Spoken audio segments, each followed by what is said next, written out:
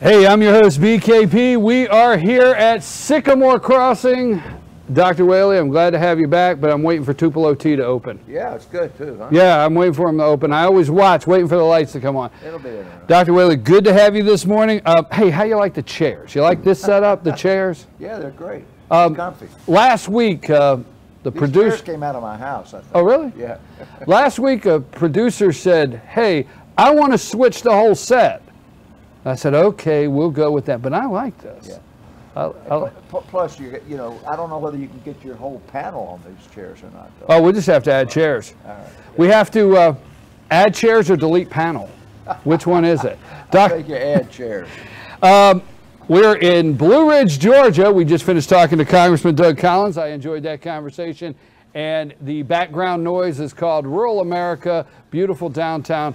Dr. Whaley, you were traveling last week. Good to have you back. We have a pet of the week. Now that we're at Sycamore Crossing, we had, who did we have last week? Jigs. Jigs was here last week from the Humane Society of Blue Ridge. And when you got to thinking about pet of the week, you said you wanted to put, I'm interested in hearing this, pets and exercise with this beautiful weather together. All right, we got three questions that came in this week. Right. The first one is about ulcers and gastroesophageal reflux. We'll put that back. And Can you say that 3 times fast? We'll get that back. I can't. We'll get that back if we have to. The second one I'm going to answer quickly, and that is the expiration date on medicine mean it can be harmful if used after the date? Yes. Are there any kinds of drugs which are dangerous if outdated? And the first thing is generally no. Outdated drugs are still potent. The FDA sticks a number on there that means it's still at 100 plus or minus a % or something, and drug manufacturers like to have an expiration date on there so you'll throw it away and buy some more. When the drug becomes expired, though, by regulation, the pharmacist has to get rid of it. So generally that's, take the drug if it's within a reasonable year or two after the expiration date. Any drugs be harmful after they have gone past date, and yes, tetracycline, but we don't have that drug anymore, and Dilantin, a seizure drug, so forget about that. Now the question I really wanted to focus on is something we talk about all the time, and that was, what is the most effective exercise for weight loss? Now that was a question that came in on the day that 2 big studies were reported in the English literature. English meaning England. The first one was that pet owners have a substantially reduced blood pressure, heart rate, cholesterol, decreased stress, decreased obesity, and as a result, a decreased mortality from heart and cardiovascular disease.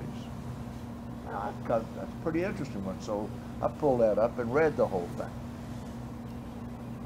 One, having the pet generally means you got to be more active, because if it's a dog, people have to take the dog for a walk, and I don't know what the activity was with the cat, but this study indicated that you burn up a lot more calories. This pet helps you reduce your stress because of the personal interaction that you have with your pet, and it reduces the heart disease. Wow, that was really great.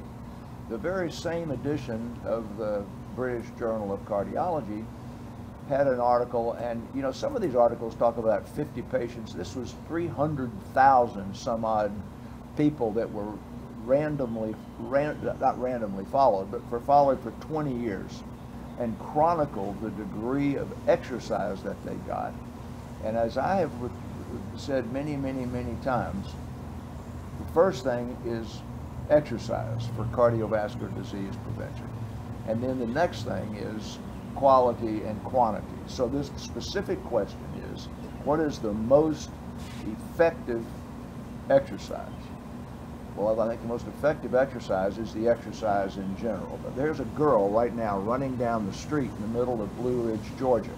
So we'll use her as an example. If she weighs about 120 pounds, she's burning up 10 calories per pound of body weight per day. That's 1,200 calories just being up and around and alive. If she's a school teacher or she's Sam over there working on the computer, she is burning up another 25% by the activities of a sort of a sedentary occupation. So that gets her to 1,500 calories per day she's burning up. Well, everybody in this country is eating way over 2,000 calories. When she walks or runs 1 mile, she's burning up 100 calories. The idea is if I've got a 1 pound weight in my hand and I raise it a foot, I've done a foot-pound of work. If I do it fast or I do it slow, it's still 1 foot-pound, and 1 foot-pound you can equilibrate to calories. So by taking her body a mile, she's burned up a certain number of calories. If she went that same mile on a bicycle, the bicycle would be supporting her weight. So she'd be using a lot less exercise. If she went that same mile in a swimming pool, the water would be supporting her weight. So she'd be using a lot less calories. So when you say the most effective exercise, it's something that requires no special equipment, no special training, and that is taking your own body from here to there. If you walk it or if you run it. So let's go back now to that British article. The British article said if you're going to do moderately intensive exercise, you've got to do 75 to 90 minutes a week. That would be the jogging. If you're going to do less intense exercise, it's 200 minutes a week. Well, that's walking. Well, if you stop and put that thing in perspective, you can walk a mile in 15 to 17 minutes. You can run a mile in 10 minutes, and that's exactly what those two numbers came out to be. So if you could just convert what they put in there, just using intense and moderate exercise, then to answer that question, it's walking or running. Running is just more time efficient. It's not any better in the total number of calories spent. It just takes less time. So I think I've said 1,000,000 times, if you want to walk 60 minutes a day, 5 days a week at a comfortable pace, unless you're elderly or whatever, that's going to get you to between 3 and 4 miles. If you're really a young enough person, you're fit enough, and you want to do it in a hurry, run for 30 minutes, 4 days a week. And that's the answer to that question. You're not doing any of those, I can tell. What? I said, you're not doing any of those, I can tell. I do an awful. You do a lot of. I do an awful lot from 3:30 in the morning till 9 o'clock at night. At 10 o'clock, I know that for other reasons. So. Yes, I was. Yes. So I answered that question. All right, moving right along. Now, you saw how. How do I become the patient every Friday? You saw how we got into that. What was the pet of the week? I was just saying, let's get our pet in here, because that's the start of the show. Now, somebody wants to know, well, if I get a pet, do I not have to jog or walk? And the answer to that question is no. But if you've got a pet, we're talking more mental health here and more sort of quality of life, then I think that the idea of particularly the lonely and the elderly, having a pet is an absolute, it stimulates their intellectual capacity, and according to this note, they have much less in the way of deterioration in cognitive function if they have a pet. So that means less likely to, I guess it wouldn't prevent Alzheimer's, but just getting old and getting forgetful. So having a pet is a nice step for general lifestyle. Now then take that pet for a 60-minute walk 5 days a week and you've brought all of them together there. And as you can see, Dr. Whaley says it's okay to drink tap, yeah. Right? Every artificial. That's actually. And my wife, when she's on your panel, will say that stuff will kill you and make your brain go bad and everything else. But don't believe a word she tells you. Okay. She didn't want that one. Yeah, moving right along. You want to talk about gastroesophageal reflux? Yeah, I'd like to know a little bit. Yes. Okay. Everybody talks about acid reflux, same as ulcers. Is it? It's not, no. But everybody talks about. I want to go back about 30 years. They talk about heartburn, and you had the Alka-Seltzer plop plop fizz fizz, right? Right. Okay. The next generation of. You know, you only need one plop. Yeah, that's right. Yeah, because you only need one. Yeah, the second one has no medicinal purpose. That's right. But it was good commercial, it's good advertising. That's right. And you only the jingle, you got to have two to have plop plop. That's right. That's a true story. That's a true story. Now, after that. Sorry, didn't mean to interrupt you. whole, You're the one who brought up. I can get sidetracked easy, okay? I understand that. Yeah. Plop, plop, fizz, fizz. Let's go to whole 9 yards. The whole 9 yards. Folks, all right, go ahead. Tell them why. I asked about that, and I wanted to know, told you I know the answer to that question. That is a statement that is not exact. Anybody's not positive where it comes from, because the whole enchilada, the whole ball of wax, and all of those other things are similar. But this goes back to the 1840s. First time it was ever seen in press was when a guy was talking about making a shirt, making him 3 shirts, and the woman made him 1 shirt out of 9 yards of cloth. To make a real good British suit takes 9 yards of cloth. So both of those explanations are related to various tailoring aspects. Whether or not it's the British suit taking 9 yards of cloth, or the woman in Indiana being mad at the customer and making him 1 shirt and charging him for 9 yards of cloth. So it's a cloth thing. Well, earlier, folks, before the show, Dr. Whaley gets here early and listens to the conversation that I have with our producer getting ready to go. And I said the whole 9 yards, and I just said, I wonder where that comes from. So that's the whole 9 yards. That's where the plop, plop, fizz, fizz came in. Let's get back to acid reflux. Right. That's this is my fault. All right, first of all, this begins with a heartburn in the 50s and 60s and plop, plop, fizz, fizz. That is the concept that stomach acid rises up into your lower chest. This becomes more and more of an epidemic as obesity becomes more and more of an epidemic in this country. A woman, when she is pregnant and she gets beyond 6 months of pregnancy and begins to have the baby rise up in the abdomen, it presses the esophagus and stomach up toward the chest, and all women in late pregnancy complain of heartburn. Well, that's gastroesophageal reflux caused by the presence of a pregnancy. Now, much gastroesophageal reflux is caused by the tendency to be obese in this country now, where we begin to accumulate fat in our abdomen. It presses the stomach and the esophagus up through the diaphragm, and then people used to talk about hiatal hernia. Well, hiatal hernia leads to reflux of acid. You'll remember the next big thing about advertising and television was Gaviscon and the antacids that foamed and made bubbles. Right. And you used to see the bubbles on the TV rise up into the esophagus. So that's gastroesophageal reflux.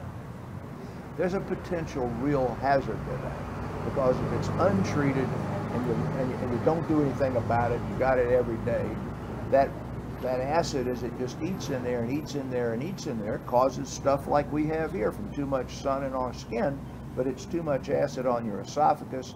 It can cause scarring, and then you can't swallow a bite of an apple or a bite of steak. But more importantly than that, a pre-malignant condition called Barrett's esophagitis can result. And then if that's left alone 5, 6, or 7 years, you can get esophageal cancer.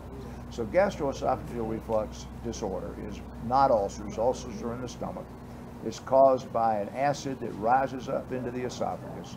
That can be precipitated by obesity or some other anatomic thing that makes the esophagus slide up there. And when you have enough heartburn to where you have it multiple times per month, it's time to go talk to your doctor before you start going to the drugstore and buying Pepcid or Nexium and those other things we talked about. The plop, plop, fizz, fizz, and the bubbles aren't on the market anymore. Well, you know, I'm going to say I haven't had a. I used to almost live off a 500 count bottle of Tums, and that has been years since I've done that. Used to have a refrigerator that I kept the Maalox. There was always a bottle of Maalox in the side door of the refrigerator. When Pepcid AC came out, that was in my bag every day. But you know, that's another step in the progression of the pathophysiology, and it's a miracle. Your Tums was to neutralize acid. The Maalox and so forth is to neutralize acid and soothe the mucous membrane. Pepcid AC Nexium over the counter, Prilosec over the counter stops you from making acid in the first place. So you don't make the acid in the first place, you don't need the Tums to neutralize. So it's just a farther step down the line in the treatment of acid. Don't produce the acid to make the heartburn in the first place, instead of making the acid and then trying to neutralize it. Well, I'll tell you what, I haven't purchased an antacid, I guarantee you, in over 5 years. Good. Haven't. Now, how about a Pepsid or a Nexium or something? No. Well, in that case, you've lost 20 pounds, or you're eating better, or tried to do all the above, but I haven't. You're eating better. Yeah. And you don't lie down within 2 hours after eating your supper because you're up. That, you know what? No, I couldn't agree. I couldn't agree more. I mean, it's I couldn't agree more. When we go to the pizza place and we don't leave till 9:30. Hey, might get a little you have to quit telling everything that happens. That night I almost stopped to get a Tums, right? Yeah. Anything before we go, as far as I always like to give you an opportunity, is anything politically happen or anything out there in the world that you want to discuss before we leave? We've been doing pretty good the last couple of weeks of staying on the medical side, but never like to leave without giving you an opportunity to make any comments if you wish. The comments I wish, you talk to the congressman about it. He knows a lot more about it than we do. I think that the Congress is working and trying to and getting stuff done, and nobody knows it because there's too many sideshows going on, and whatever the healthcare amalgamation of what the Senate does and the House has done, I think is going to be important. And everybody that I have coming into my practice nowadays seem to be hoping that something's going to happen fast. And I believe that the promise of repeal and replace sort of got this expectation up that things would change and change rapidly. I spent from 4:30 to 7:30 on Wednesday night, after I saw my last patient, doing computer work that only is in response to regulation and rules and has nothing to do with patient care and diminishes the amount of time I can spend with my patient. That's what I think patients want to see change, is where the focus goes back on the patient and their care and gets off of pre-certification for the CAT scan and is this doctor on your list and can you use that hospital and can I write you a prescription for that antibiotic and it's not on your plan, and all of that regulatory infrastructure that is interfering with this part, the doctor-patient part. And I think people thought that 100 days after Trump took office, everything was going to change.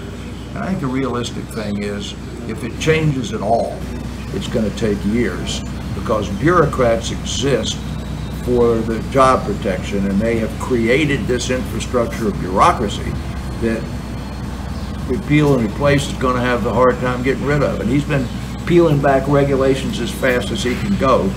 And I just want people to be patient and let Congress work and let things happen and quit worrying about the Russians. Well, you know, considering you made a comment earlier about diet, exercise, and somehow you always throw me into that every week. Yeah, you always get me in there every week.